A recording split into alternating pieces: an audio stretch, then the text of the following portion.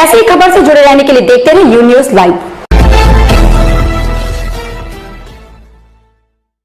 उठाते रहे। इस टाइम हमारे साथ मौजूद है मेंबर के प्रत्याशी, जानने की कोशिश करेंगे क्या उद्देश्य, क्या मुद्दा आप लोग का। हमारा उद्देश्य यही है कि जो भी हुकूमत के तरफ से आवाम के लिए सहायता आती है वो सही तौर पर आवाम तक पहुंचती नहीं। ये आवाम तक सही तौर पर पहुंच जाए, इसके लिए हम जो है ये मुद्दा उठाए हैं। हमारे हुकूमत के तरफ से जितनी भी फैसिलिटी है आवाम तक सही तक नहीं पहुंचता।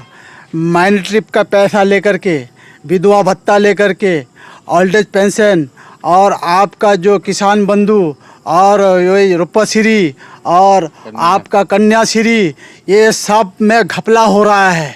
इसके लिए ऑलरेडी मैं कंप्लेंट कर चुका हूँ।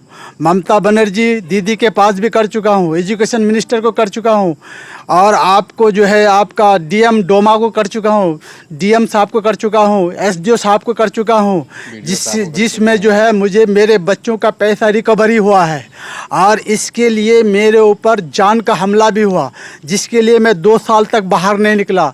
2 साल तक मैं सूरज गुरूब होने से पहले घर में रहा, अंदर ही पेशाब पायखाना किया। अब किसी वजह कर अब मुझे आज़ादी मिली है। जो मेरा सबसे बड़ा इनिमी था वो अब किसी न किसी वजह कर मजबूर हुआ है, वो मैं खुलकर नहीं बताऊंगा। इसलिए अब मुझे हिम्मत हुई है कि मैं अब रात को निकलता हूं और आज से मैं प्रत्याशी नहीं हूं। मैं 1984 में इलेक्शन में आया था कांग्रेस लेकर के, उसके बाद जो मेरा अपोजिशन खड़ा हुआ पूरा अंचल, उसी वक्त से मैं अकेले लड़के आया हूं। मैं आज वे चौथी बार इलेक्शन लड़ रहा हूं। मेरे हर बार मुझे हार हुई है क्योंकि आवाम को भड़का करके कि वो जीते। मैं इंडिपेंडेंस आया था, बोले जीत के कांग्रेस में चला जाएगा, जीत के बिक जाएगा, सीपीएम में चला जाएगा। ऐसे लोगों को भड़का करके मेरे वोटों को बांट दिया, मुझे कम वोट मिला, हार गया मैं। फिर दूसरी मरतबा आया, कांग्रेस से आया, फिर भी वोट नहीं मिला। तीसरी मरतबा अभी जिस वार्ड से खड़ा हुआ हूँ, तीसरी मरतबा वहाँ आया था। उस वक्त जो है यहाँ का जो सबसे हिटलर नेता शब्बीर अहमद साहब उर्फ डब्लू मरहूम वो मौजूद थे, उनकी मौजूदगी में आया था मैं। उस वक्त कोई उसके सामने नॉमिनेशन करने के लिए तैयार नहीं था, तो मुझे खबर मिली कि उसके ख़िलाफ़ में कोई नॉमिनेशन करने के लिए तैयार नहीं।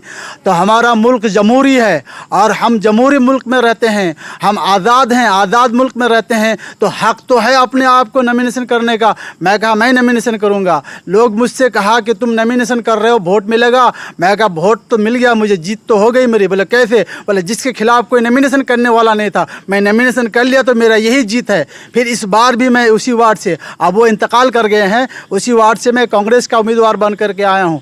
लोगों के सामने हकीकत को सामने लाना चाहता हूँ। जो मैंने बोल चुका पहले, उसी चीज़ को मैं सामने ला कर रखना चाहता हूँ। मेरे पास सबूत भी नहीं है, सिर्फ जुबानी नहीं कहता हूँ, सारी चीज़ का मौजूद है मेरे पास, दस्तावेज़ मौजूद है, कागजात मौजूद है और वो मौजूद के साथ मैं जो है अपने कदम पे खड़ा हूँ और अपने हिम्मत से मैं इलेक्शन लड़ रहा हूँ। मैं किसी के दबाव में नहीं, किसी के बहकाव में नहीं और किसी के लालच में नहीं, कि लोगों की खिदमत कर सके और सच्चाई को सामने लाकर लोगों के सामने मैं रख सकूं। इसी चीज़ के लिए मैं बार बार इलेक्शन में आता हूं।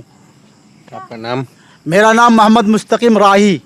तो मुस्तकीम राही है, जिनका साफ साफ कहना है जो हुकूमत यहाँ पे जितने भी चीज़ें का प्रकार का यहाँ पे राहत सामग्री वगैरह भेजती है, जो योजना चलाती है, वो ज़मीन पे नहीं दिख पाता है। ज़मीन पे दिखने के लिए एक ईमानदार व्यक्ति मेंबर चाहिए जो ज़मीन पर उतारने की कोशिश करे और ज़मीन पर उतार के जनता की भलाई के काम करे।